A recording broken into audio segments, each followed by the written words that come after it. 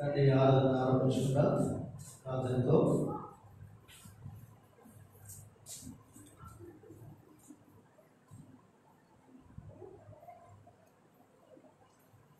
పరలోకమున మా తండ్రి, పరిశుద్ధుడైన దేవ, వాగ్దానం ఇచ్చి నెరవేర్చిన మా తండ్రి, మా ప్రభువును మా రక్షకుడు యేసుక్రీస్తు వారి ద్వారా ఇలాగ మిమ్మల్ని సమీపించుటకు మాకు ఇచ్చిన ధైర్యమైన ప్రవేశముకై మీకు వందన స్తోత్రములు చెల్లించుకుని ఆరాధిస్తున్నాం. మీ పరిశుద్ధమైన నిష్కలంకమైన ఆ రక్తమును బట్టి స్తోత్రం తండ్రి. ఈనాడు మమ్మల్ని చేర్చుకుని పాతాళ బలములను విమోచించి మీ సన్నిధిని మీ ప్రజలుగా సీయోను వాసులుగా మిమ్మల్ని స్తుతించినట్లుగా మాకు ఇచ్చిన ధనతకై స్తోత్రములు తండ్రి. దేవా, ఇలాగ తీసుకొచ్చిన మా పిల్లలను స్తుతిస్తున్నాను. ఇంకా వారి మధ్యలో ఉన్నట్టుగా తండ్రి త్వరపెట్టి తీసుకొని ఇలాగ సార్వత్రిక సంఘంలో అనేక మంది మీ ప్రజలు మీ సన్నిధికి చేరి వస్తుండగా తండ్రి మీరే జ్ఞాపకం చేసుకోండి. మీ నామములకు రావాల్సిన మహిమ, ఘనత, ప్రభావం మీరే తెలుసుకోండి. అనేక మంది వర్తమానికులు మీ దాసులు నిలబడుతుండగా మీరు అభిషేకించి మీరు వాడుకోండి. ఇలాగ హెబ్రోన్, హైదరాబాద్, జోషమా, చెన్నై, జోషమా, అనంతపురం, అలాగే తన చుట్టుపక్కల సంఘాలు దేవా మీరు జ్ఞాపకం చేసుకుని మీ దాసులు మీరు అభిషేకించి మీరు వాడుకోండి. మీరు మహిమ తెచ్చుకోమని ప్రార్థన చేస్తున్నాను తండ్రి. మీరు సమస్తమును మీ మహిమ కొరకే మీరు జరిగించు దేవుడిగా ఉన్నదిగా స్తుతిస్తున్నాం తండ్రి. జ్ఞాపకం చేసుకుని మీ సన్నిధి చేత మమ్మల్ని తృప్తిపరచాలి, బలపరచాలి. మీకు రావాల్సిన మహిమ మీరే పొందమని ప్రార్థన చేస్తున్నాం. మీరు సమస్త కార్యములు చేయగల దేవుడు, అందుకై మిమ్మల్ని స్తుతించి ఆరాధించి పూజించి మహిమపరుస్తున్నాం తండ్రి. మీరు సహాయించి మీ వాక్యంతో మాతో మాట్లాడు. మా కర్రని మీ పరిశుద్ధాత్మ ద్వారా మీరే తీర్చి మీ నామాలకు రావాల్సిన మహిమ తెచ్చుకున్నాం తండ్రి. కృప చూపించి పాడటంలో తండ్రి, అలాగే వాయించడంలో ఇలాగ ఆరాధన వర్తమానంలో బలవర్తమానంలో అన్నింటిలో సహాయించి ఆయా బలహీనతలతో వస్తున్న వారిని మీరు తాకి స్వస్థపరచాలి తండ్రి. మీకు మహిమ కలుగును కాదు, మీరే అత్యున్నతిగా మహిమ తెచ్చుకోండి. నేనైతే నీ కృపైన నమ్మిక ఉంచున్నాను దావీదు 11వ కీర్తనలో మిమ్మల్ని ఘనపరుస్తూ రాగలిగాను.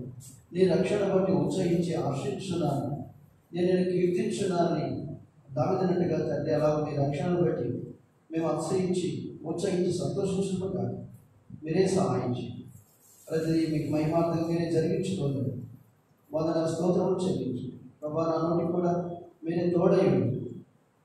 నిర్గమకాండము 4:17 ప్రకారంగా మీరు సహాయించి యేసుక్రీస్తు ప్రభువు నామమున స్తుతించి ప్రార్థిస్తున్నాము తండ్రి. ఆమేన్.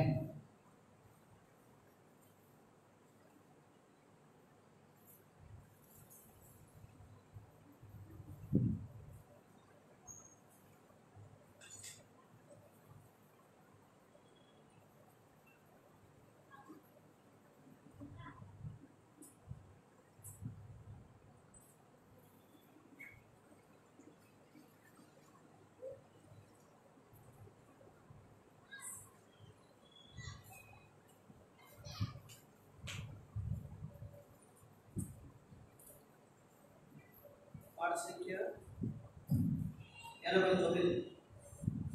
సాగిల పడి రొప్పిదము సత్యముతో ఆత్మ మన ప్రభు యేసు. పాట సంఖ్య 89.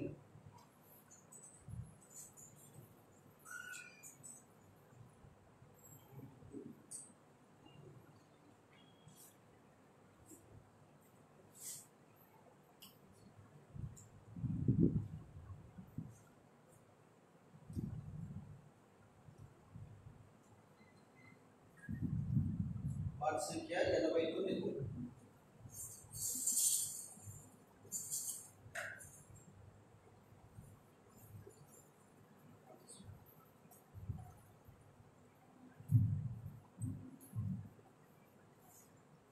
సాకిల పాడి మ్రోకెదము సాధ్యము ఆత్మతో మన ప్రభు యేసుని. సాకిల పాడి మ్రోకెదము మోషే కంటే శ్రేష్ఠుడు అన్ని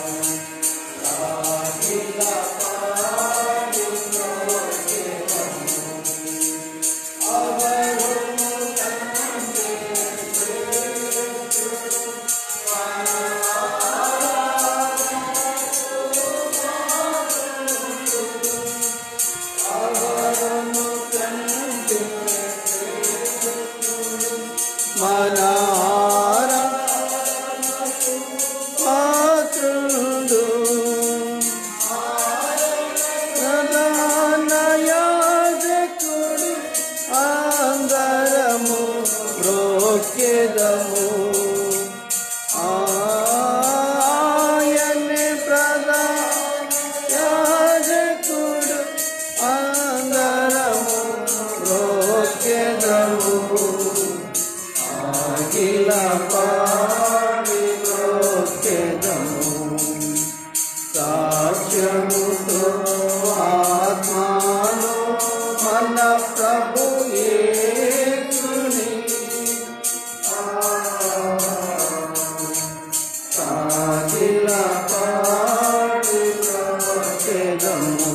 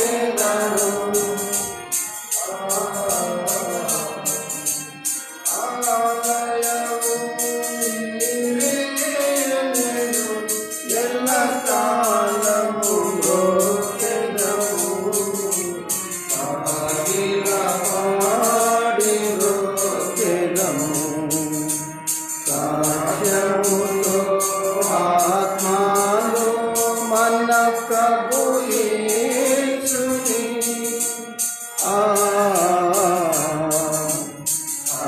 అఖిల పాడి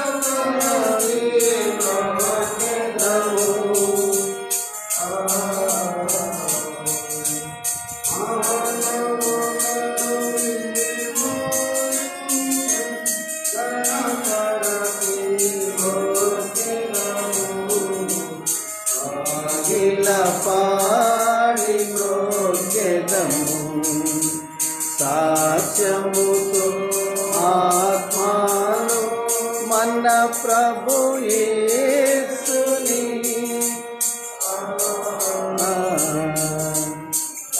అఖిల పాడి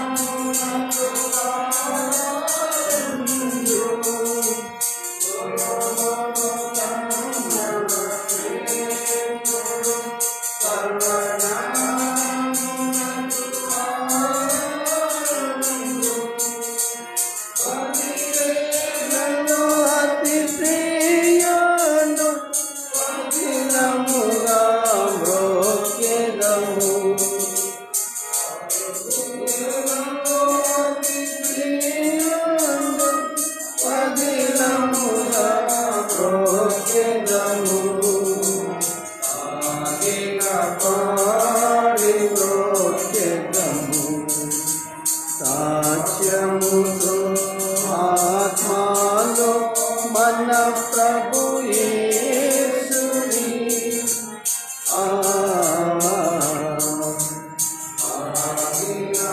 పాడి మ్రొక్కెదము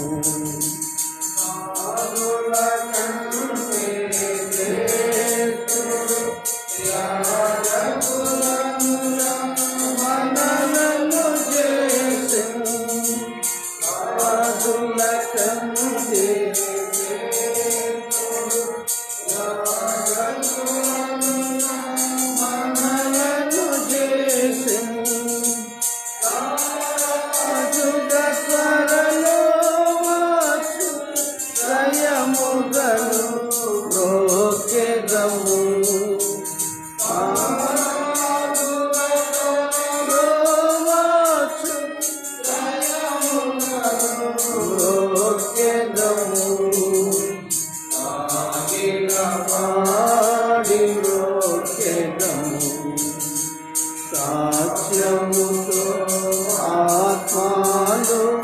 మన ప్రభు యేసుని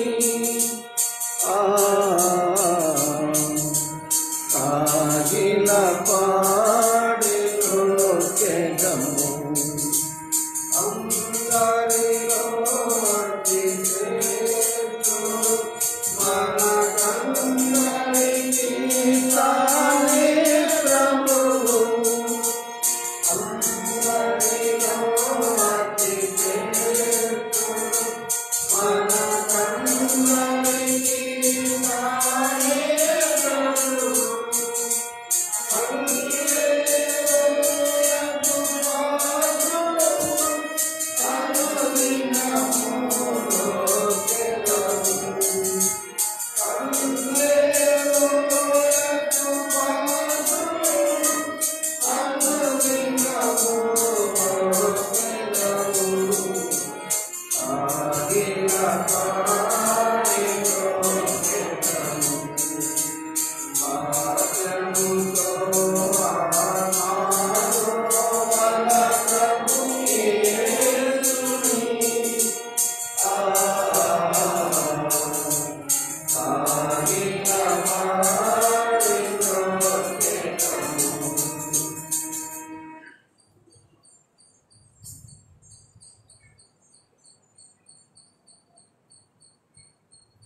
ఇంకో పాట పాడుతుందా?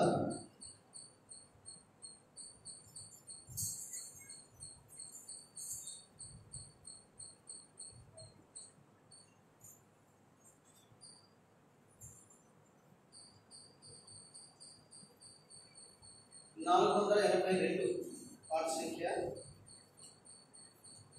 482. సియోను పాటలు సంతోషముగా పాడచ్చు.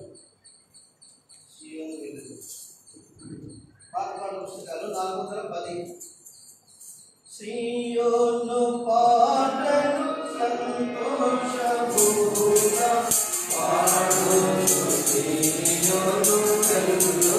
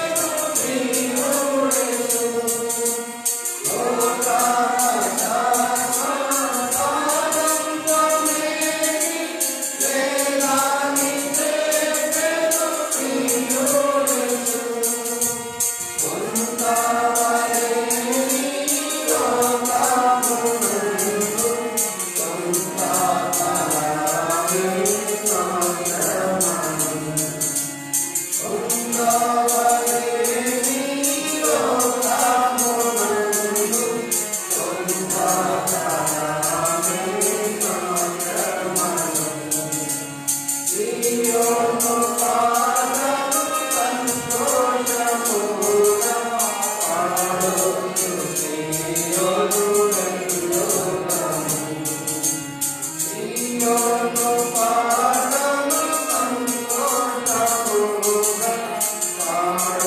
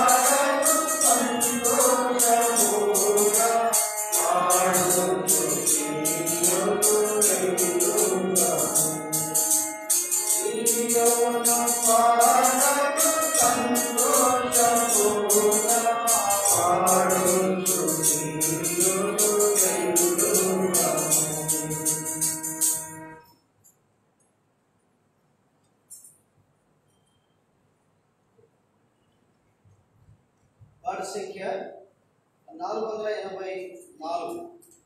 ఈ పాటలో కొన్ని చరణాలు మాత్రం పాడుకున్నారు. స్వచ్ఛంద సీయోను వాసి మొదటి 2 చరణాలు, చివరి 2 చరణాలు మాత్రం పాడుతాం. చివరి 2 చరణాలు మనం లేచి నిలబడి పాడుకుందాం. చివరి 2 చరణాలు లేచి నిలబడి పాడుకుందాం. మొదటి 2 చరణాలు, చివరి 2 చరణాలు. స్వచ్ఛంద సీయోను వాసి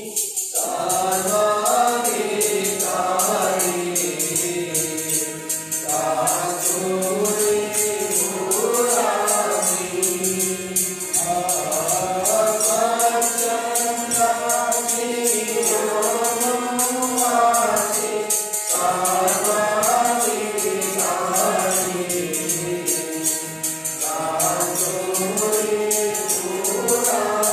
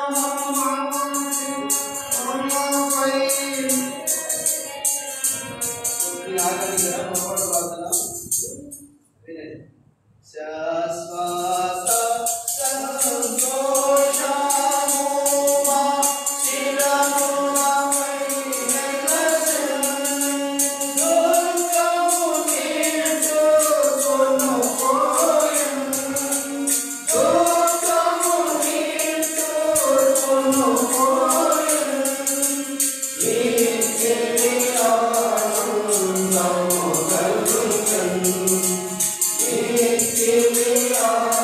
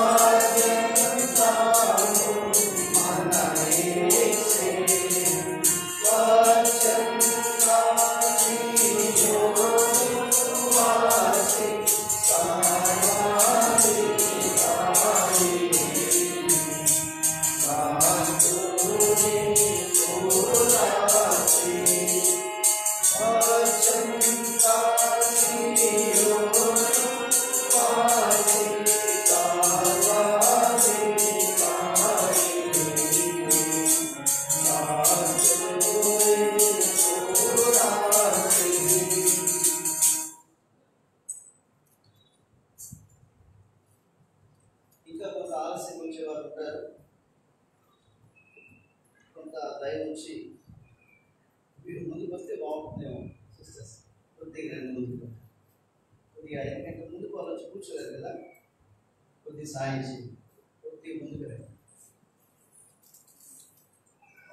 వస్తున్నాను రండి. ఇంకా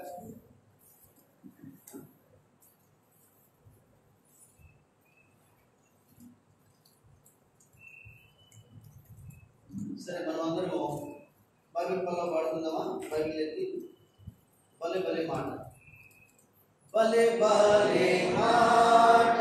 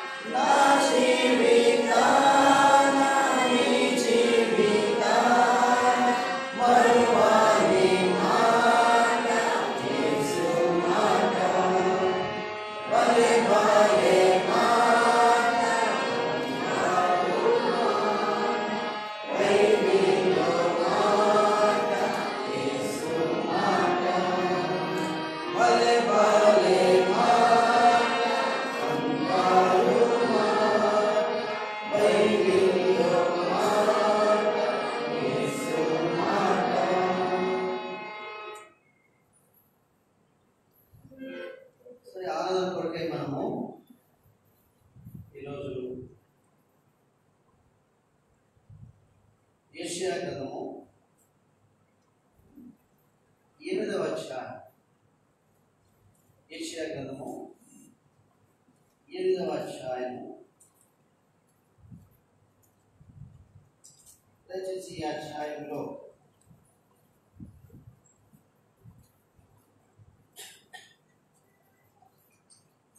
మనము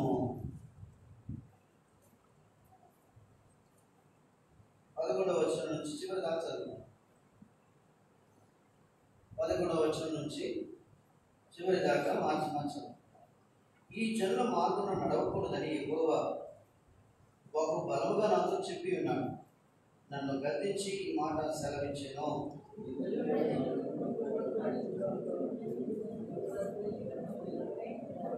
ఆ బైబిల్ దానికి బయట దాని వలన దిగులు పడుతుంది. సైన్యుల గర్భది యెహోవాయే, పరిశుద్ధుడు అనుకోండి. మీరు భయపడవలసిన వాడు ఆయనే. ఆయన కోసమే దిగులు పడవలను.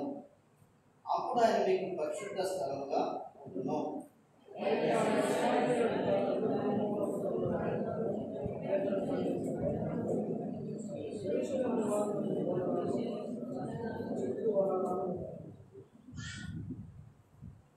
అనేకులు వాటికి తగిలి తొట్టిలు చూపబడి కాళ్ళు చేతులు విరిగి చిక్కుపడి పట్టబడుదురు.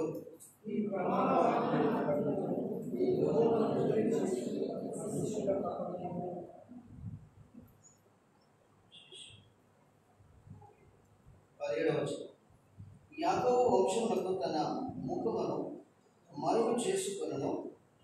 యెహోవాను నమ్ముకొను నేను ఎదురు చూచుచున్నాను. ఆయన కొరకు నేను కనిపెట్టుకొనుచున్నాను.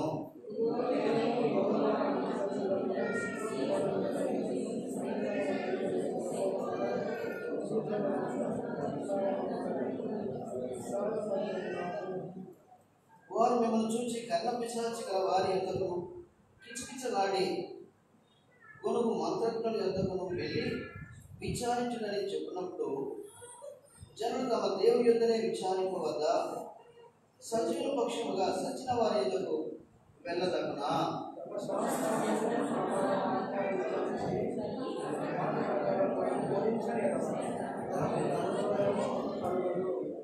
అటు వారు ఇబ్బంది పడుచు ఆకలి కొని దేశ సంచారం చేయదు. ఆకలి గొనుచు వారు కోపపడి తమ రాజు పేరను తమ దేవుని పేరను శాపములు పలుకుచు మీద చూపులో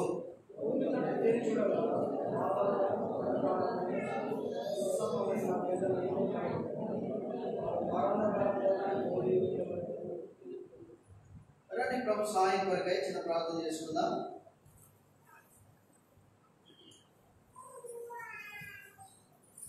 పరలోకమున్న మా తండ్రి, ఇంతవరకు పాటల్లో మీరు మాకు సహాయం చేసినందుకై స్తోత్రం. మీ సాన్నిధ్యముకై స్తుతించి ఆరాధించి పూజించి గణపరుస్తున్నాం. మీ పరిశుద్ధమైన నిష్కలంకమైన మీ రక్తమును బట్టి స్తోత్రం. తండ్రి, మాతో మాట్లాడు. మా ఆకలన్నీ మీరు తీర్చు.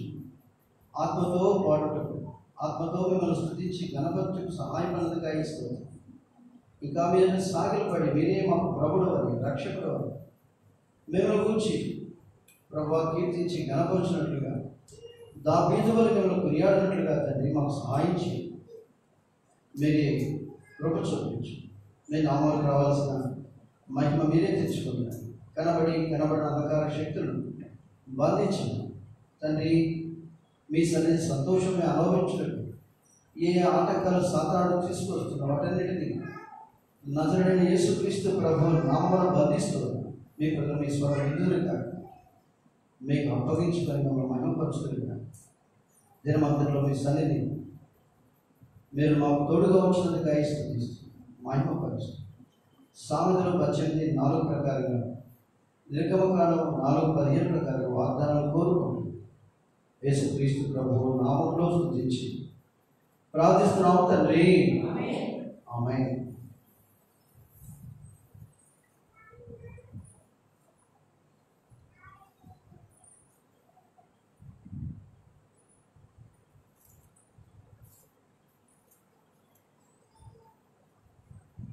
సరే, మనము గత దినాల నుండి మరి దావీదు గురించి చూస్తూ వచ్చాం. కీర్తనలో 3వ కీర్తనలో మనం చూస్తాము. ఏంటి ఆ మాట? మనం చూసే మాట గుర్తుందా? యెహోవా నీవే నాకు హాస్యాస్పదమును నా తల ఎత్తువాడవుగాను ఉన్నావు. సరే, ఆ 3వ కీర్తన మనం చూస్తాం.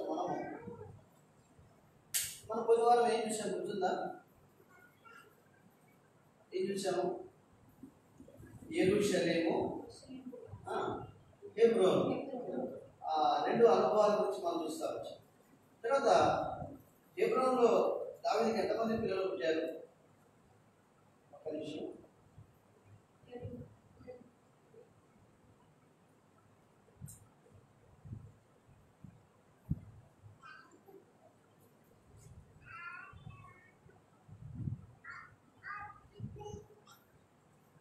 కాబట్టి హెబ్రోన్లోను చెప్పలే. కాబట్టి నా సంతతి విషయం మనం చూస్తా వచ్చాం.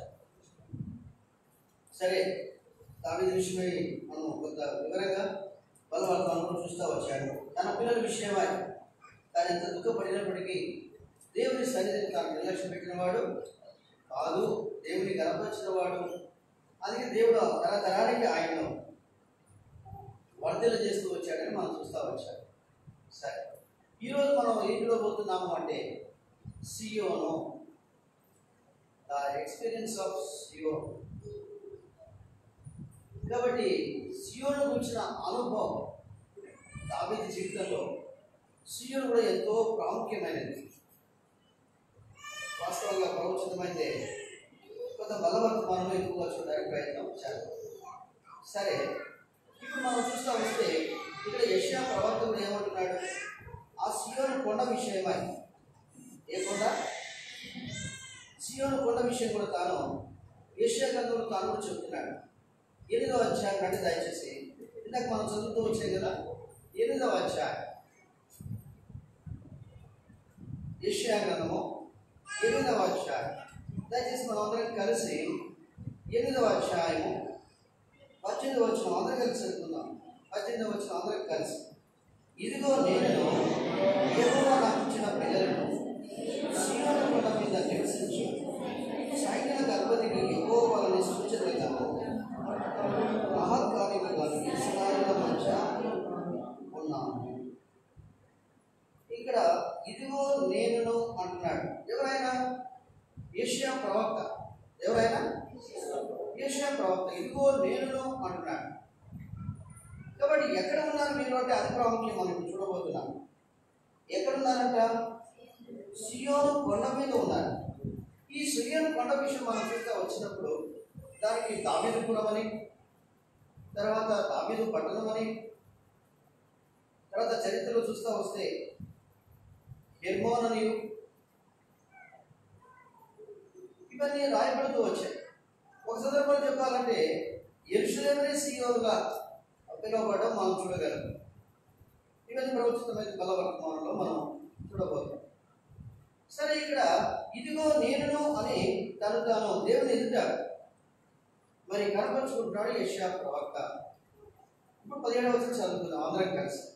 17వ వచనం చదువుకుంటే కొంత అర్థమవుతుంది. అంటే దయచేసి యాకోబు వంశములకు తన ముఖమును మరుగు చేసుకుని యెహోవాను నమ్ముకొని నేను ఎదురు చూస్తున్నాను, ఆయన కొరకు నేను కనిపెట్టుకొనుచున్నాను.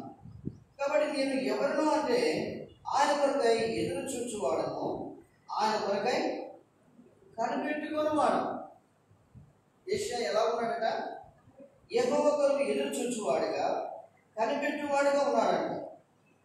అందుకే మనం 2వ సమూయేలు గ్రంథము 5వ అధ్యాయం 2వ వచనంలో మనం చదువుతా వస్తే అక్కడ రాయబడి చూడండి. 2వ సమూయేలు గ్రంథము 5వ అధ్యాయం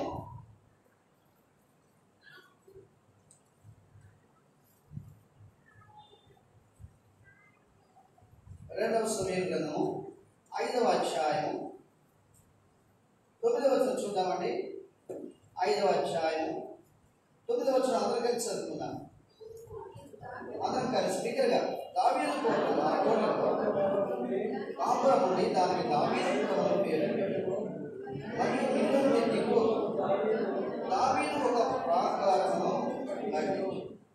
సరే, ఇలాగూ ఈయన ఎదురు చూస్తూ వచ్చాడు. ఎవరు?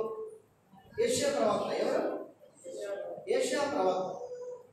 సరే, అలాంటి దినాల్లో జనం ఎలా ఉన్నారు, వారు ఎలాంటి దుస్థితిలో ఉన్నారు అని చూస్తా వస్తే 21-22 అంటాడు. ఎలా ఉన్నారంట? ఇబ్బంది పడుచు, ఆకలి కొని దేశ సంచారం చేయొచ్చు, వారు కోపపడి తమ రాజు పేరును తమ దేవుని పేరును శాపవచనం పలుకుచూ వచ్చారు. అలాంటి వారిగా లోకమంతా ఉంటూ వచ్చిందని. అది 22 వచనం అంటాడు, భూమి తట్టు తేరి చూడగా బాధలను అంధకారమును దుస్సహమైన వేదనయు కలుగు, వారు గడాంధకారంలోనికి తోలి వేయబడుదురు. కాబట్టి లోకమంతా చూడండి ఇటు దుస్థితిలో ఉంటుండగా యెషయా ప్రవక్త మాత్రం ఏం చేస్తున్నాడట? యెహోవా కొరకు ఎదురు చూస్తూ ఉన్నాడట, కనిపెట్టుకొని ఉన్నాడట. ఎంత ఆశ్చర్యం కదా! అందుకే అంటున్నాడు ఆయన, ఇదిగో నేనును. ఏమంటున్నాడు? ఇదిగో నేనును అంటున్నాడు. కాబట్టి ఆయన విషయం మనం ఒకవేళ మీకు ఇది ముందు చెప్పాను. 8వ అధ్యాయం 1వ వచనంలో ఎవరు ఆయన, ఇదిగో అని ఎవరితో అంటున్నాడు ఆయన అంటే, చూడండి, ఆయన కుమారులు కూడా చాలా మంచి పేర్లు పెట్టుకున్నాడు. ఏ పేరు గుర్తుందా మీకు? మహేర్షాలాల్ హస్బస్. ఏంటిదంట? మహేర్షాలాల్ హస్బస్ అంటే త్వరితముగా దోపుడుగా. 2 అర్థాలు వస్తాయండి, ఒకటే కాదు. ఏమంట? త్వరితముగా దోపుడుగా అప్పగింపబడు. కాబట్టి అటు దుస్థితిలో జనులు నిజంగా ఆ చీకటిలో ఉన్నప్పుడు, జనులు దుస్సహమైన వేదనలో ఉన్నప్పుడు, దేశంలో అటు ఇటు సంచరిస్తూ ఉన్నప్పుడు, మరి ఇదిగో నేను అంటున్నాడు యెషయా ప్రవక్త. కాబట్టి ఆయనకున్న విశ్వాసం చూడండి. కాబట్టి అది ఇక్కడ ఎవరి విషయం ఇలా రాయబడింది అంటే ప్రభువైన యేసుక్రీస్తు వారి విషయమే రాయబడింది. మహేర్షాలాల్ హస్బస్ అని ఆయన విషయమే రాయబడింది. అది 3వ వచనం అంటాడు, నేను ప్రవక్త యొద్దకు పోతిని, ఆమె గర్భవతి అయి కుమారుని కనగా యెహోవా అతనికి మహేర్షాలాల్ హస్బస్ అని పేరు పెట్టుము. కాబట్టి ప్రభు యేసుక్రీస్తు వారి విషయమే యెషయా ప్రవక్త ముందుగా ఆయన ప్రవచిస్తూ వచ్చాడు. కాబట్టి మన జీవితాల్లో కుమారుడు ద్వారా, అందుకే యెషయా 9:6 మనం చక్కగా చూడగలం. ఏమని రాయబడింది? ఏలైనగా మనకు శిశువు పుట్టెను, మనకు కుమారుడు అనుగ్రహింపబడి. అంటే శిశువు పుట్టడం ద్వారా, కుమారుడు అనుగ్రహింపబడడం ద్వారా రాయబడింది. ఆయన భుజం మీద ఏముందంట? రాజ్యభారం ఉండును. కాబట్టి ప్రభువు యేసుక్రీస్తు వారు మనకు రాజ్యభారం భరించిన వాడిగా ఉన్నాడు. ఆయన ఆ శిలువ భారము ద్వారా రాజ్యభారాన్ని మనకు ఆయన తీసుకొచ్చిన వాడిగా ఉన్నాడు. అందుకే చూడండి, ప్రభువు యేసుక్రీస్తు వారి ద్వారానే ఈనాడు మనకు నిరీక్షణ, ఈనాడు మనకు నమ్మకం. అది కీర్తనలో 13వ కీర్తనలో దాన్ని చాలా బాగా అంటాడు. ఏమంటాడంటే చూడండి, కీర్తనలు 13వ కీర్తన మనం చూస్తూ వచ్చినప్పుడు రాయబడింది ఇక్కడ. కీర్తనలు 13వ కీర్తన రండి త్వరగా. 5వ వచనం అందరూ కలిసి చదువుకుందామా? 5వ వచనాన్ని మనం అందరం కలిసి చదువుకుందాం. నేనైతే ఈ కృప యందు నమ్మిక ఉంచుకున్నాను, ఈ రక్షణ విషయమై నా హృదయము హర్షించున్నది. యెహోవా నాకు మహోపకారం చేసి ఉన్నాడు, నేను ఆయనను. కాబట్టి ఇక్కడ మనం చూడగలుగుతున్నాం. నేనైతే ఒక రకంగా చెప్పాలంటే యెషయా ప్రవక్త కూడా అదే అంటున్నాడు, ఇదిగో నేను అంటున్నాడు. అంటే తన తాను ఎందుకు దేవుని యొక్క కనపరుచుకుంటున్నాడు అంటే, ఎట్టి పరిస్థితుల్లో భూమి మీద చూసినప్పుడు వేదన ఉంది, దుస్సహనమైన వేదన ఉంది, జనులు నిజంగా చీకటిలో అటు ఇటు తిరుగులాడుతున్నారు. అటు దినాల్లో ఇదిగో నేను అంటే, నీ కొరకు కనిపెట్టుకున్న వాడనైనా నేను, నీ కొరకు ఎదురు చూసి వాడనైనా నేను అని చెప్తున్నాడు యెషయా ప్రవక్త. ఎంత ఆశ్చర్యం కదా! అవును, ఈనాడు మన జీవితాల్లో మనం కూడా ఆ కుమారుడు ప్రభువు యేసుక్రీస్తునందు రక్షణ పొందిన వారమై, అందుకే దావీదు అదే అంటాడు 13వ కీర్తనలో. ఏమన్నాడు? 5వ వచనంలో, నేనైతే నీ యందు నమ్మిక ఉంచున్నా. కాబట్టి ఆయన నమ్మిక ద్వారానే మనం ఆయన కొరకు ఎదురు చూడగలం. మన రక్షణలో, ప్రభు మనకిచ్చిన రక్షణలో మనం సంతోషించగలము. ఆయన రక్షణ లేకపోతే మనకు సంతోషము లేదు. కాబట్టి అలాగున మొట్టమొదటి మాట ఇదిగో నేను. రెండవ విషయానికి వస్తే దయచేసిగా మనం అందరం కలిసి యెషయా గ్రంథము 8వ అధ్యాయం, యెషయా గ్రంథం 8వ అధ్యాయం 18వ వచనం మరలా చదువుతున్నామా? 18వ వచనాన్ని మరలా చదువుకుందాం. ఇదిగో నేను యెహోవా నాకు ఇచ్చిన పిల్లలను. చాలే రెండోది మనం ఏం చూస్తున్నాం చెప్పలే? యెహోవా నాకు ఇచ్చిన పిల్లలు. అవునా కాదంటే మనమైతే రావచ్చేమో, మందిరానికి పోదాం త్వరగా తయారు కానీ టైం అయిపోయిందని భర్త లేక తండ్రి అంటూ ఉంటే పిల్లలు ఏమాత్రం తయారు కాదు. అవునా కదా? పిల్లలు కూడా అలవాటు మీ సావు నేను పోసిన మందిరానికి కొన్నిసార్లు మందిరానికి రావాల్సి వస్తుంది. అయితే చూడండి, వాళ్ళను కూడా హాజరుపరిచాడు. ఎవరిని? పిల్లలు కూడా. నిజంగా యెషయా ప్రవక్త ఎంత ఆశ్చర్యం కదా. ఇదిగో నేను. రెండోది ఏంటంట? యెహోవా నాకు ఇచ్చిన. ఎవరు ఇచ్చారంట? మనది ఏమంటాం? నా వంశం అంటే వంశోద్ధారకుడు ఏమనుకుంటున్నాం? మా వంశం అంటే అమ్మో. కానీ యెషయా ప్రవక్త ఎవరిని కనపరుస్తున్నాడు? యెహోవా నాకు ఇచ్చిన. నీవు ఇచ్చావయ్యా ఈ పిల్లలు. ఇచ్చింది ఎవరంట? చెప్పలే? యెహోవా నాకు ఇచ్చినప్పుడు. కాబట్టి ఈనాడు మన జీవితాల్లో చూడండి, మన పిల్లలు కూడా ఎక్కడికంట? పిల్లలతో బయలుదేరి ఎక్కడికి పోతున్నారు? సియోను కొండ మీదకి. ఎక్కడికంట? కృష్ణుడు బాగా ఎక్కేటట్టు కొండలు ఎక్కుతావే అని చెప్పేసి అన్నారు. అవునా కదా? అయితే చూడండి, వాళ్ళు అలాగ అనలేదు. వాస్తవంగా మనమైతే అలాగ అంటాం కదా. ఇప్పుడు ఒక సర్ఫేస్ చాలా సమభాగంగా మంచిగా బాగుంటే నడుచుకుని వెళ్ళొచ్చు. కొండ మీద ఎక్కాలంటే మామూలు ఉంటుందా? బాగా స్నానం చేసుకుని మంచి బట్టలు వేసుకుని కొండ మీద ఎక్కితే ఎట్లుంటుంది? అప్పుడే బాగుంటుందా? అంత చవటకు ముద్ద అయిపోతున్నారు. అయితే వాడు చూడండి, యెషయా ప్రవక్త చెప్పినట్లుగానే ఆయన పిల్లలు, ఆయన కొడుకు అందరూ కలిసి ఆయనతో వెళ్తారు. ఇది మనకి దేవుడు ఇచ్చిన ఆధిక్యత. కాబట్టి మర్చిపోవద్దండి. కాబట్టి మా పిల్లలు ఏదో పెద్దగా ఉద్ధరిస్తారు. ఒక సేవకుడు ఎప్పుడు చెప్పేవాడు అన్నమాట, నా పిల్లలు బైబిల్ చదవగలిగితే అది నాకు చాలు, నా పిల్లలు రక్షణ పొందితే అది నాకు చాలు. ముగ్గురు ఆడపిల్లలు ఆయన ఇప్పుడు ఉన్నాడు, ఈ ధర్మంలో ఉన్నాడు అందులో పక్కనే. నా పిల్లలు ఎంబీబీఎస్ చేసి, డిగ్రీ చేసి, లేక ఇంకేదో చేసి నన్ను ఏదో ఉద్ధరించాల్సిన అవసరం అంతకంటే లేదన్నమాట. ఏమి ఆయనకు అంటే, అవును నా పిల్లలు దేవుని జనాలు కనపరచకపోతే వారు ఇంజనీర్లు అయితేనేమి, డాక్టర్లు అయితేనేమి, ఏమైతే నాకేం ప్రయోజనం? నా పిల్లలు నా దేవుని కనపరచగలిగితే, నాతో కూడా వెంబడించగలిగితే అదే నాకు ఆశీర్వాదం. కాబట్టి ఈనాడు మా జీవితాల్లో మనం కూడా ఇదిగో నేను. రెండోది చెప్పట్లేదే, యెహోవా నాకు ఇచ్చిన. మరి చెప్పాలి, మీరు చెప్తేనే వస్తుంది కొంత. సరేనా? సరే, మూడవ చదువుదాం, అందరం కలిసి చదువుదాం. యెషయా 8వ అధ్యాయం 18వ వచనం మనం చదువుదాం అందరం కలిసి. ఇదిగో నేను యెహోవా నాకు ఇచ్చిన పిల్లలను సీయోను కొండ మీద నివసించు సైన్యాధిపతి యెహోవాను సూచనగాను మహాకార్యములుగాను ఇశ్రాయేలు మధ్య ఉన్నాము. మూడవదిగా మనం రానే వచ్చాం సీయోను కొండ మీద. సీయోను కొండ మీద ఏమిట చెప్పలే? అక్కడ అంశం గమనించారు. సీయోను కొండ మీద మరి ఆ మాట గమనించారే? ఏమంటున్నాడు? సీయోను కొండ మీద పోయేవారు కాదు, అక్కడ ఏంటంట అది. మరి అది గమనించారు. అది మీరు గమనించారు కదా. ఆదికాండం 35వ అధ్యాయంలో దేవుడు యాకోబుతో మాట్లాడినప్పుడు ఏమని మాట్లాడాడు? నీవు లేచి బేతేలులోకి వెళ్ళి చెప్పలే అక్కడ నివసించి.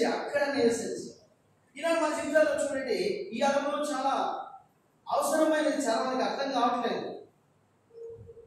ఈయన మందిరానికి వస్తున్నామా, ఆరాధన చేస్తున్నామా, చెప్పలే వెళ్ళిపోతున్నామా, అది కాదు, అక్కడ నివసించి. దేవుడు అతి అనుభవం మనం దినగానికి తీసుకొస్తా ఉన్నాడు. నాకు అంత తారీఖులు గుర్తులేవు, కానీ కొన్ని సంవత్సరాలు అనుకుంటారు, అంటే దాదాపు 2 సంవత్సరాలు రాకుండా సియోను సియోను సియోను అని మాట్లాడుతుంటారు. నాకేం అర్థం కావట్లేదు అసలు ఏంటి ప్రభావ సియోను, ఏంటి నేను సియోను గురించి ధ్యానించాలా లేక సియోనుకి వెళ్ళాలా, ఏంటి నాకు అర్థమే కాదు. కూర్చున్నా లేచిన మా కుటుంబ ప్రార్థనలు అదే, నా వ్యక్తిగత ధ్యానంలో అదే, ఏం చేసినా సియోను సియోను సియోను. మీరు చెప్తే ఆశ్చర్యపడతారు. ఒక రోజు ఇంట్లో వాక్యం చెప్తారు, ఏడు కావచ్చు నాకు తెలియదు, దేవుడు సియోను సియోను అని మాట్లాడు. ఆ సియోను నుంచి బేతేలుకి వచ్చారండి. అమెరికాలో సియోను ఉంది. ఎంతగా రాత్రి నిద్ర లేసినా సియోనే, నిద్ర పడుకున్నా సియోను. ఆ తర్వాత నాకు అర్థమైంది ఏంటి అంటే, ఒక బలవర్తనం, ఈ యెరూషలేమే సియోను, ఆ దావీదుపురమే సియోను. చరిత్రలో కొంత ధ్యానిస్తా వస్తే ఆ తర్వాత మనం చూస్తూ వచ్చినప్పుడు మొట్టమొదట దావీదు ఆ పట్టణాన్ని, యెబూసీయులు నివసించిన ఆ పట్టణాన్ని స్వాధీనపరుచుకున్న తర్వాత దావీదు అక్కడ నివసించి దానికి దావీదుపురం అని పేరు పెట్టాడు. చరిత్రలో ఆ తర్వాత మనం చూస్తూ వస్తే మరి యెరూషలేముగా మార్చబడవచ్చు, అంత దగ్గరే ఉన్నాయి, ఆ కొండల మీదే. ఆ తర్వాత సొలొమోను కాలంలో అంట యెరూషలేములో ఉన్న దేవుని యొక్క మందసాన్ని సియోనులోనికి తీసుకువచ్చి ప్రతిష్ఠిస్తూ వచ్చాడు. ఆ తర్వాత సియోను మనం చూస్తూ వస్తే కొత్త నిబంధనలో కూడా ప్రకటన గ్రంథంలో సియోను వాడబడతా ఉంది. కాబట్టి సియోను అన్నది చాలా ప్రశస్తమైనది, అంటే అది లోతైన అనుభవంలోకి వచ్చిన మాట. సియోను అంటే ఏదో కాదు, యెరూషలేమే. యెరూషలేం అంటే ఏదో కాదు, సియోను. ఇదేంటి నాకు అసలు అర్థమే కాదు. చాలా సంవత్సరాలు నాకు అర్థం కాదు. అయితే పోయిన 2 సంవత్సరాలు ఈ సియోను విషయం దేవుడు మాట్లాడుతూ వస్తే ఇది కేవలం ఒక స్థలానికి, ఒక ప్రాంతానికి సంబంధించింది కాదు, ఇది పరలోక పట్టణానికి సంబంధించి. అది మనం ప్రోత్సహించే ప్రాణంలో మనం తర్వాత బలపడుతున్నాం. కాబట్టి ఇక్కడ చూస్తూ వస్తే మరి యొక్క యెషయా ఎక్కడికి వెళ్ళాడు అంటే సియోను కొండ మీదకి వెళ్ళాడు. వెళ్ళడం మాత్రం కాదు, ఏం చేస్తున్నాడు అక్కడ చెప్పలేదు, నివసిస్తూ ఉన్నాడు. కాబట్టి నాడు అటు నివసించే అనుభవం, అందుకే సియోను వాసులని మన పేరు. ఏం పేరురా చెప్పలే. ఇంకొక మాట నాకు తొలి పోసుకోవాలి, చెప్పకూడదు అనుకుంటున్నా, బలపట్నంలో చెప్తాను వస్తుంది. ఏం చేద్దాం, హెర్మోను కూడా సియోను పేరు. దేనికి చూడండి ఎన్ని అర్థాలు ఉన్నాయి. అయితే హెర్మోనుకు సియోను పేరే, యెరూషలేముకు సియోను అని పేరే. ఇంకోటి చెప్పానే, దావీదుపురమునకు సియోను అని పేరే. అయితే ఇన్నింటికి కేంద్రమై ఉన్న సియోను అది ఎంత గొప్పదై ఉంటే దేవుడు దాన్ని కోరుకొని ఉన్నాడు, అందులో దేవుడు నివసిస్తున్నాడు. అక్కడ మనం కూడా అదే, మనం కూడా అక్కడ నివసించాలని దేవుడు కోరుకుంటున్నాడు. మూడవదిగా మనం దేవుడు ఎక్కడ తీసుకొచ్చాడు అంటే ఆ సియోను కొండకు వచ్చిన అనుభవంలోకి మనం తీసుకొచ్చాడు. సరే 4వ చూద్దాం. మళ్ళీ 8వ అధ్యాయం 18వ వచనం చదువుకుందామా? 8-18 అందరూ కలిసి చదువుకుందాం. ఇదిగో నేను యెహోవా నాకు ఇచ్చిన పిల్లలను సియోను కొండ మీద నివసించు సైన్యాల అధిపతి యెహోవాని సూచనలుగాను మహత్కార్యముగాను ఇశ్రాయేలుల మధ్య. కాబట్టి 4వదిగా యెహోవాని సూచనలుగా, సూచనలు అంటే సైన్ బోర్డ్స్ అంటారు. ఏంటిదంట సైన్ బోర్డ్స్ అంటే గుర్తులు. ఇప్పుడు సపోజ్ చూడండి, మనం మరి రోడ్డుకు వెళ్ళినప్పుడు అటువైపు వెళ్ళినా ఇటువైపు వెళ్ళినా పీరేరు 40 కిలోమీటర్లు రాదు, 40 రాదు. అంటే ఇక్కడ నుంచి పీరేరు 40 కిలోమీటర్లు ఉంది, లేక తిరుపతి 105 కిలోమీటర్లు. అంటే సైన్ బోర్డ్స్ చూడండి, మార్గస్తులకు అవి ఎంత సహాయపడేవిగా ఉంటాయి కదా. తన ప్రయాణంలో చూడండి, ఒకవేళ అనుకున్నాము అటువైపు నుంచి ఎక్కడి నుంచో వస్తున్నారు, రాయచోటికి వచ్చారు, ఇక్కడ నుంచి వాళ్ళు వెళ్ళాలంటే మరి పీరియడ్ ఎంత ఉందో వారికి తెలిస్తే ఎంత బాగుంటుంది కదా, అవునా కదా. అలాగే మనము ఈనాడు పరలోకానికి వెళ్ళు వారికి సైన్ బోర్డ్స్, పరలోకానికి వెళ్ళు వారికి ఈ మాట గమనించండి కాదు. కాబట్టి యేసుక్రీస్తు ప్రభువును ఎరిగిన కొత్త వారికి మనం సైన్ బోర్డ్స్ లో ఉన్నాము. ఇర్మియా గ్రంథంలో మనం చూస్తూ వచ్చే అక్కడ ఇర్మియా గురించి ఏ మాట వాడతాడు చూడండి, ఏమని వాడతాడు ఇర్మియా గ్రంథం రండి దయచేసి, ఆయన ఏమని వాడుతున్నాడో చూద్దాం రండి దయచేసి. ఇర్మియా గ్రంథము దయచేసి ఇర్మియా గ్రంథం 31వ అధ్యాయం 21వ వచనం అందరం కలిసి చదువుకుందామా? 21వ వచనం అందరం కలిసి మనం చదువుకుందాం. ఇశ్రాయేలు కుమారి సరిహద్దులను పాటించుము, దోవ చూపు స్తంభములను నిలువబెట్టుము, నీవు వెళ్ళిన రాజమార్గము తట్టు నీ మనసు తిరుగుము, ఈ నీ పట్టణములకు తిరిగినము. దోవ చూపు స్తంభములు, ఆ మాట చూడండి, ఏంటంట? దోవ చూపు స్తంభములు. ఈనాడు ప్రభు మనను దోవ చూపు స్తంభములుగా ఉంచాడు. ఓకే అనుకుందాము, ఆ సైన్ బోర్డు కాస్త అలా పొంగింది అనుకుందాం. ఏం చేసింది చెప్పలే? ఏమైంది? అది పొంగిపోయింది అనుకోండి. ఒకవేళ ఆ యొక్క పిల్లలకు 40 కిలోమీటర్ల ఆ బోర్డు లేక ఆ రాయి అట్లా పొంగిపోయింది, మనం చేస్తాం, మనం కూడా ఇట్లా చూస్తాం. అవునా కదా? అట్లా పొంగింది అనుకో, 40 లేక ఇట్లా పొంగింది అనుకో, ఇట్లా చూస్తాం. అది పూర్తిగా పడిపోయింది అనుకో, ఏం చేస్తాం? ఏంటబ్బా ఈ బోర్డు పడిపోయిందే, చక్కగా ఉంటే ఎంత బాగుందో. గుర్తుంచుకోండి, దేవుని ప్రజలైన మనము యెషయా ప్రవక్త వలె మనం ఉండాలి. అర్థమవుతుందా? పరిస్థితులను బట్టి కాదు విశ్వాసం, పరిస్థితులను బట్టి కాదు క్రైస్తవత్వం. అంటే ఆయన కొరకై నిలిచిన సాయి బాస్, ఆయన కొరకే మనం నిలిచి. ఎంత దూరం ఉందండి పిల్లలు? 40 కిలోమీటర్స్. చక్కగా చూపగలిగే స్తంభం. ఒకరు అనుకుందాం, ఆ యొక్క సైన్ బోర్డు ఉల్టా పడి కింద పడిపోయింది. గాలి వచ్చింది, వర్షం వచ్చింది, వరద వచ్చింది, అంతా వచ్చి కింద పడిపోయింది. దాంట్లో వల్ల వచ్చి దాన్ని నిలబెట్టి మనం పాతుతారా? చెప్పరే, పాతుతారా? ఆ దాంట్లో పోతా ఉంటే అయ్యా మరి పిల్లలు ఎంత దూరం అండి అని మనం ఎవరైనా దాంట్లో వస్తుంటామని 40 కిలోమీటర్లు ఉండొచ్చు సార్ అంటారు. ఇక్కడ బోర్డు ఉండాలి సార్, పెట్టింటారే అన్నారు. లేదండి కలపలేదు సార్. ఓహో, వర్షం వచ్చి వరద వచ్చి ఏమైంది? నువ్వు పడిపోయిన దానిగా ఉన్నావా సహోదరి సహోదరుడు? ఇప్పుడు నీ నోటిలో సరుకు కొనుక్కులేదా? నీ ప్రభు కొరకై లేచి నిలబడు.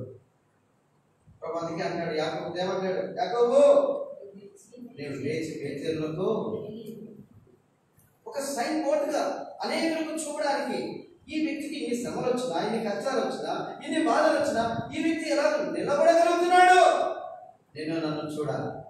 అది క్రైస్తవ జీవితం అంటే, రోషము గల జీవితం. అర్థమవుతుందా?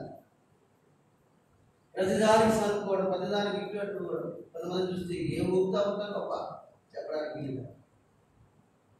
దేవుని పిల్లలారా, అది ఒక ఛాలెంజింగ్ గా యెషయా ప్రవక్త చెప్పాడు. ఏమన్నాడు? ఇదిగో నేను యెహోవా నాకు ఇచ్చిన పిల్లలు. నువ్వు చెప్పగలవా? ఇలాంటి ఆరాధన చేయగలవా? సియోను కొండ మీద నీ ప్రభువును కనపరచాలి. ప్రభు అందుకే మనం రక్షించాం. మీకు చెప్పాను ఒకసారి, గుర్తుంది, సచ్చిన చేపలు వరదలు ఏమవుతాయి చెప్పలే? అవును, కొట్టుకొని ఏ చేపలతో బ్రతికుంటాయో ఏం చేస్తాయి? అదేనమాట క్రైస్తవులు. ఎదురీదారు రాని, శ్రమలు రాని, అందరూ అనని, అందరూ అవమానం చేయని, అయితే మనం ప్రభు కోసం I have decided to follow Jesus. Don't turning back. ఇప్పుడు అలాగే మనం ఎదురీత ఇదే వారిగా ఉంటామో చూడండి, మన జీవితంలో నూతనమైన కార్యాన్ని ప్రారంభించాలి. అర్థమవుతుందా? కాబట్టి దేవుని పిల్లలమైన మనము నిరాశతో ఏదో వచ్చిన మాటలతో మనం పలకడం. యెషయా ప్రవక్త యెషయా 8:18 ఇది జీవితంలో మర్చిపోవాలి. కాబట్టి యెషయా ప్రవక్త అలాగా సూచనలుగా ఉన్నాం అనుకోవచ్చు. ఇంకేమన్నాడు? మహత్కార్యములుగా. ఎలాగంట చెప్పండి? మహత్కార్యములుగా ఉన్నామంటాడు. కాబట్టి మన పిల్లలు దేవుని కొరకై ఆయన మందిరంలో పనిచేసేవారు. బిడ్డలాగా ఏడుస్తూ ఆ వైరి అయిన ఎవరు వెన్నీనాతో నిజంగా ఎంత బాధపడుతూ వచ్చింది. పుట్టక దేవుడు వరమించి ఒక సమయంలో ఇస్తే వారిని తీసుకుని ఎక్కడ పెట్టింది. అలాంటి వారు కావాలి. మన అక్కలకు దేవుని దగ్గర వచ్చేవారు కాదు, ఎంతోమంది సార్ అలాంటి వారు. కానీ దేవుని అక్కర తీర్చి అన్న వంటి వారికి, అన్న అంటే ఏంటి అర్థం? అందుకే చూడండి, షిలోహులో దేవుని యొక్క మహిమ మరలా కనబడడానికి కారణం ఎవరు అంటే ఒక సామాన్యమైన బలహీనురాలు. అందుకే చూడండి, ఆమె ఆరాధన మరి సమయం 2వ అధ్యాయం చూస్తూ వస్తే ఆమె విజ్ఞాపన చేస్తూ దేవుని కనపరుస్తూ వచ్చింది. కానీ అయితే అంత ఆరాధనే అక్కడ కనపడదు. చూద్దామా? రెండు దయచేసి మొదటి సమీరు గ్రంథము 2వ అధ్యాయం త్వరగా రెండు దయచేసి మొదటి సమీరు గ్రంథము 2వ అధ్యాయం మొదటి వచనము 2 వచనాలు, లేకపోతే మొదటి 3 వచనాలు అందరూ కలిసి చదువుకుందామా? అందరం కలిసి బిగ్గరగా చదువుకుందాం.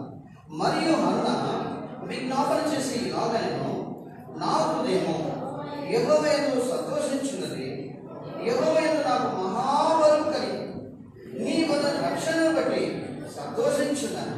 నా విరోధుల మీద నేను అతిశయపడుతును. యెహోవా వంటి పరిశుద్ధ దేవుడు ఒకడునూ లేడు, నీవు తప్ప మరి ఏ దేవుడునూ లేడు.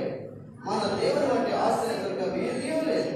యెహోవా అనంత జ్ఞానియకు దేవుడు, ఆయనే క్రియలను పరీక్షించువాడు. ఇకను అంత గర్వముగా మాట్లాడండి, గర్వము మాటలు మీ నోట. అది చూశారు. ఆమె హృదయం ఎంత సంతోషపడుతుందంటే అన్న హృదయం పట్టలేదంత ఆనందంతో ఆనందపడుతుంది. అదే ఆరాధన. ఏదో మీరు చెప్పే మాటలు బట్టి ఆరాధించడం కాదు, నీ అనుభవపూర్వకముగా ప్రభువును ఎంతగా ఆరోపిస్తూ వస్తావు, ప్రభు కొరకు ఎంత కృతజ్ఞత కలిగి ఉంటావో, అందులో నుంచి ఆ భద్రైన ఆ బండలో నుంచి వచ్చే ఆ ఊటనే ఆరాధన. ఆ ఊటనే చూసి ఆనందించేవారు. అర్థమవుతుందా? ఎంత చెప్పి కొంతకాలం నేను చాలాసార్లు చెప్తుంటాను. మాకు తగ్గట్టు మాకు సంపద, మీకు తగ్గట్టు మీకు ఉంటాయి, లేదా దానికి లేదు. అయితే వీటన్నింటిలో కూడా యెషయా ప్రవక్తలే మనం కూడా ఎప్పుడైతే అలా కనపరుస్తూ వస్తామో దేవుడు ఒక హన్నావలే ఆయన కీర్తిస్తూ రాగలుగుతాము. అదే ఆరాధన. అందుకే మనం చూస్తా వచ్చే మొదటి సమయంలో నీ వలని రక్షణను బట్టి నేను సంతోషించున్నాను, నా విరోధుల మీద నేను అతిశయపడు. మొదటి సమయం 2వ అధ్యాయం మనం యెషయా ప్రవక్త చెప్పిన యెషయా గ్రంథంలో మనం ఉన్నాం కదా. 8వ అధ్యాయం రండి త్వరగా. 8వ అధ్యాయం దయచేసి ఇప్పుడు 4 మాటలు మనం చూసాం కదా. 5వ చూద్దామా? 18వ వచ్చిన చివరి భాగం, లేకపోతే అందరితో కలిసి చదువుదామా? 18వ వచ్చిన, ఇదిగో నేనును యెహోవా నాకు ఇచ్చిన పిల్లలను సీయోను కొండ మీద నివసించు సైన్యులకు అధిపతికి యెహోవా వాళ్ళని సూచనలుగాను మహత్కార్యములుగాను ఈ ఇశ్రాయేలుల మధ్య ఎక్కడున్నారట వాళ్ళు? అంతకుముందు ఎక్కడున్నారు? సీయోను కొండ మీద ఉన్నారు, నివసిస్తున్నారు. అక్కడ ఇప్పుడు ఎక్కడున్నారు? ఇశ్రాయేలుల మధ్య ఉన్నారట. ఆ మాట చూడండి, ఇది చాలా ప్రాముఖ్యమైన మాట. రెండు ఏంటంటే, సీయోను కొండ మీద నివసించడము ఒక సులభమైన, అయితే ఇశ్రాయేలు మధ్య నివసించడం కష్టం. ఎందుకంటే ఇశ్రాయేలు సామాన్యులు కాదు, రకరకాల మామూలు జ్ఞానం గలవారు కాదు, లేక చాలా లోక విపరీతమైన బుద్ధి గలవారు. అవును, ఈనాడు దేవుని ప్రజల మధ్యలో నివసిస్తున్నా చెప్పాలంటే లోకమంతా దేవుని ప్రజల మధ్యలోనే ఉంది. వారు ఏం చేస్తున్నారు తెలుసా? అందుకే ఇక్కడ అంటాడు, ఏమంటున్నాడు చూడండి. యెషయా గ్రంథం 8వ అధ్యాయం యెషయా అంటాడు, ఏమంటాడు చూడండి. వారు ఎలాంటి వారంట?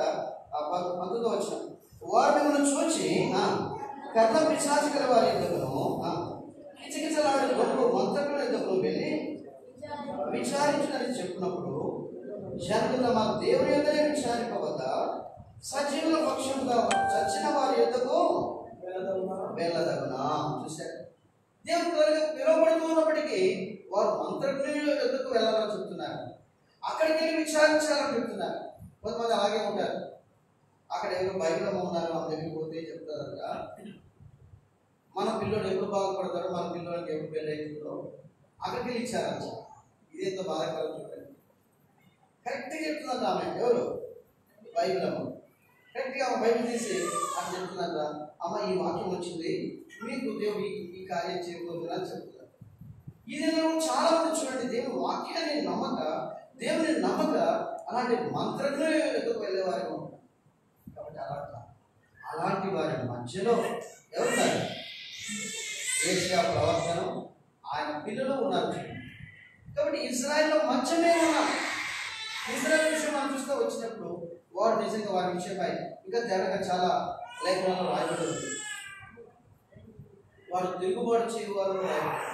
కాబట్టి అలాంటి వారి మధ్యలో నీవు నేను మనము యెషయా ప్రవక్తలే ఉండాలని దేవుని యొక్క ఉద్దేశం అన్నమాట. ఎప్పుడు అలా మనం ఉండగలుగుతామో చూడండి. నిజంగా ప్రభు మన ద్వారా ఏమవుతాడు? మహిమ పొందుతూ వస్తాడు. అదెందుకు ఉదాహరణ చెప్తున్నాను చూడండి. మరి అంతమంది పాస్టర్లు ఉన్నారు, బిషప్లు ఉన్నారు, ఎన్నో చర్చిలు ఉన్నాయి. మరి దానికి భక్సింగ్ గారు ఎలా ఉన్నారంటే, ఒక మాట చెప్పాలంటే ఒక యెషయా ప్రవక్త వలె తాను ప్రత్యేకంగా ఉంటూ వచ్చాడు. కాబట్టి మనం ఎప్పుడు ఏం చేస్తుంటామంటే సరౌండింగ్స్ చూస్తుంటారు, చుట్టూ ఎవరెట్లున్నారు, ఎవరేమంటున్నారు, ఎవరు మాట్లాడుతున్నారు. కాబట్టి వీటి మీద మనం ఆధారపడి ఉంటాం. అది సరైన విశ్వాసమే. అవన్నీ అట్లా ఉండనివ్వండి. వారి మధ్యలో ఉంటున్న మనము ఒక ప్రత్యేకమైన వారు. అందుకే పరమగీతం 2వ అధ్యాయం చాలా బాగుంటుంది. ఏమంటారు? చదవండి. 2వ అధ్యాయం మొదటి వచ్చింది త్వరగా. పరమగీతం 2వ అధ్యాయం మొదటి వచ్చింది. నేను షారోను పొలంలో పోయి పుష్పం వంటి దానను, లోయలో పుట్టు పద్మం వంటి దానను. అమ్మాట చూడండి, బలు రక్కసి చెట్ల మధ్యలో వల్లి పద్మము కనబడినట్లు స్త్రీలలో అది చూసారు. కాబట్టి ప్రియురాలు ఎక్కడుందంట? వల్లి పద్మము కనబడినట్లుగా ఎక్కడుంది? అది మరి ఎక్కడంట? బలు రక్కసి. అందుకే చూడండి, బలు రక్కసి చెట్ల మధ్య వల్లి పద్మం ఎప్పుడుందో దాని యొక్క విలువ, దాని సువాసన ఎంత ప్రత్యేకమైన దేవుడు లోకానికి చూపబోతున్నాడు. కాబట్టి ఈనాడు సంఘం నిజంగా ఎక్కడుంది అంటే వల్లి పద్మం వలె ఉంటుంది. బలు రక్కసి చెట్ల మధ్య ఉంది. ఓ దేవుని ప్రజలారా, ఇలాంటి బలు రక్కసి చెట్ల మధ్యలో వల్లి పద్మం ఉన్నప్పుడు బాగుంటుందా? బాగుంటుందా? చెప్పే బాగుంటుందా? బాగుంటుంది. వల్లి పద్మం ఎంత అందంగా ఉంటుంది కదా. వల్లి పద్మం ఎంతో అందంగా ఉంటుంది, ఎంతో చక్కటి సువాసన ఇచ్చేదిగా ఉంటుంది. ఈనాడు వాటి మధ్యలోనే మనం సువాసన ఇచ్చేవారు, ప్రభువును ఘనపరచువారిగా మనం ఉండాలనే ఒక ఉద్దేశం. సరే, ఒక 2 మాటలు చూసుకొని మనం ముగించుకున్నాం. ఇప్పుడు 5 అయినాయి కదా. దాన్ని దయచేసి కదా 8వ అధ్యాయం దయచేసి మనం అందరం కలిసి ఇప్పుడు 8వ అధ్యాయంలో అందరం కలిసి 13వ వచనం చదువుకుందామా? 13వ వచనాన్ని మనం అందరం కలిసి చదువుకుందాం. 11వ వచనాన్ని ఏం చెప్పారు మీకు? చెప్పట్లేదు మీరు? అది అందరు కలిసి చదువుకుందామా? సైన్యాలకు అధిపతి యెహోవా పరిశుద్ధుడు అనుకోండి, మీరు భయపడవలసిన వాడు ఆయనే. ఆయన కోసమే దిగులు పడవలడు. అప్పుడు ఆయన మీకు పరిశుద్ధ, అప్పుడు ఆయన మీకు ఎలా ఉంటాడంట?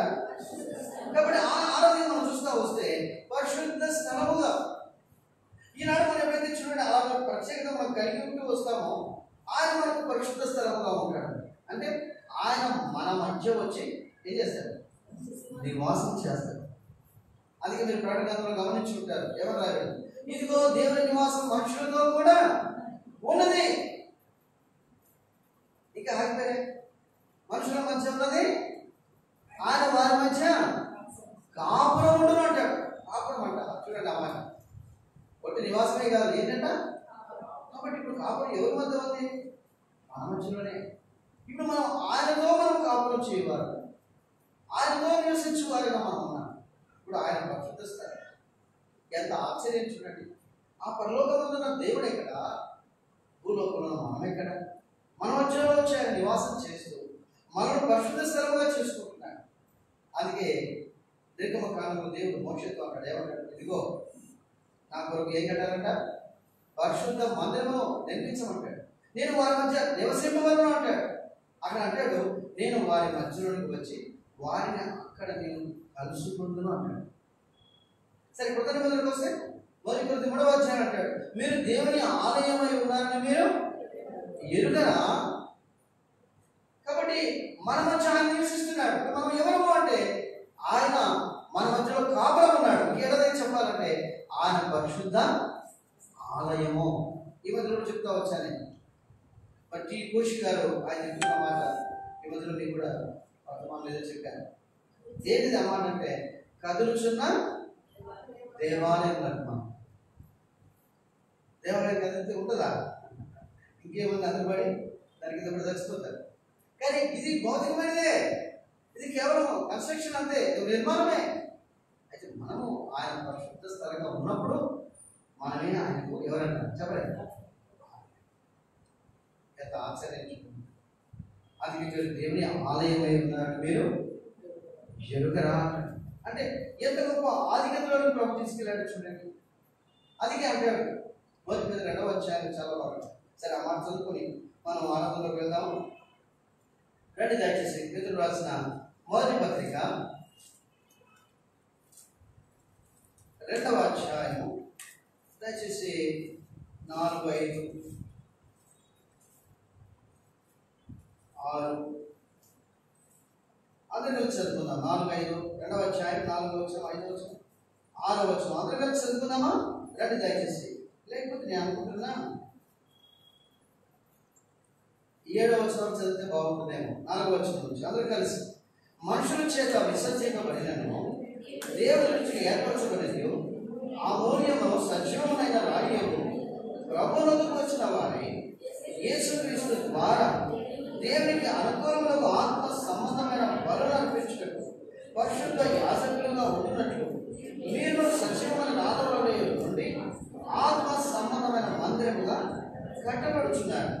ఎలాగనగా ఇదిగో నేను ముఖ్యమును ఏర్పరచబడిన అమూల్యమునకు మూలరాత్రి సీయోలో స్థాపించుచున్నాను. ఆయన విశ్వసించువాడు ఏమాత్రము సిగ్గుపడు అన్నమాట లేఖనమందు రాయబడి ఉన్నది. విశ్వసించిన మీకు ఆయన అమూల్యమైన వాడు. విశ్వసింపని వారికి ఇల్లు కట్టువారు ఏ రాత్రి నిషేధించరు అదే మూలకు తలరాయి ఆయన, మరియు అది అడ్డురాయు అడ్డుబండయు. విశ్వసించిన మీకు ఆయన కాబట్టి మన ప్రభు మనకు అమూల్యమైన వాడు. కాబట్టి ప్రభు అటు విశ్వాసంలోకి అమూల్యమైన విశ్వాసంలోకి ఆయనే మనకు అమూల్యమైన వాడు. పక్షిగా చాలా బాగా ఒక దివాచన షాప్ అండి. ఆ దివాచన షాప్లో అంటే మ్యాథ్స్ ఇలా ఏమంటారు దివాచన అంటే మ్యాథ్సే కదా ఏమంటారు పిల్లలు మ్యాథ్సేనా? అది కరెక్ట్. కార్పెట్స్.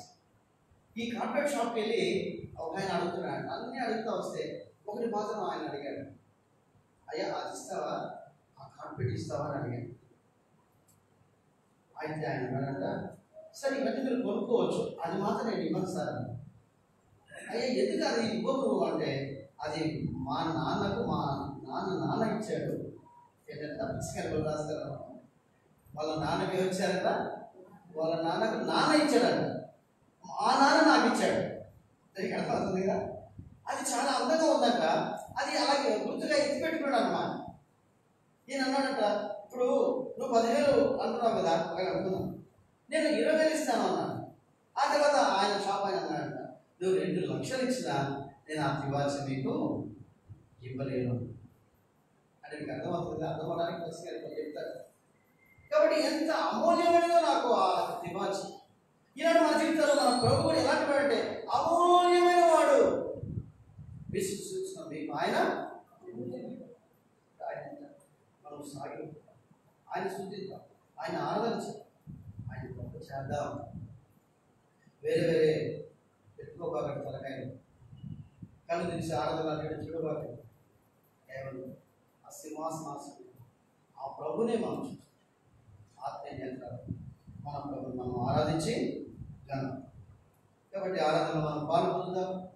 ఒక సహోదరుడు ఒక సహోదరి దాన్ని మార్చి ఆరాధన చేయండి. ఆ తర్వాత మనకు పాట పాడుకుందాం, పాట ద్వారా ప్రభుని కనపరుద్దాం. ఆ తర్వాత బలవర్తమానం మనము కలిగి ఆరంభించండి, ఆరాధన చేయండి.